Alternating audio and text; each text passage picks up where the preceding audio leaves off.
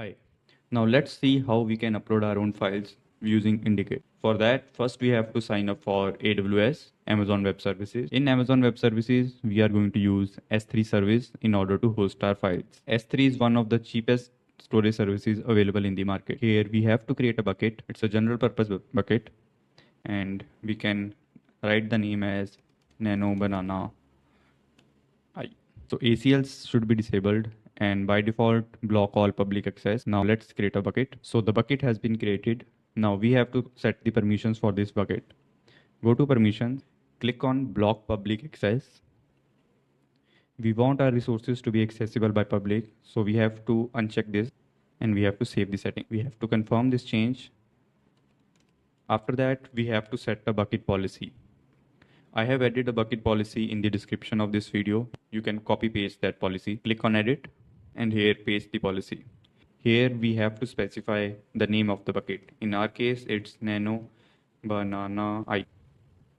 Then we have to save the changes. So let's review the bucket policy. So here we are saying that for the resource / public / we are allowing access to get the object. So basically what that means is if in our bucket, let's say we have a folder named public. So everything inside this public folder can be accessed by anyone without any authentication. And anything that is not inside this public folder, like let's say we have a file here, add files. Let's say we have this photo. So I have uploaded a photo inside the bucket. Let's also upload a photo inside a public folder as well. So here we can see that we have one photo outside public folder and there is one photo inside public folder. So if we will click on the photo inside the public folder, we should be able to copy this subject URL and we should be able to download it in incognito tab. Here we can see the image is loaded. But if we will try to open this photo which is outside the public folder, let's copy the URL and open an incognito tab. Let's paste here. Here we can see the access is denied. And this is what we wanted. So we have set up a basic infrastructure for our storage where everything inside the public folder can be accessed by anyone and anything that is outside the public folder is private. We will see how to access it in the next parts of the video.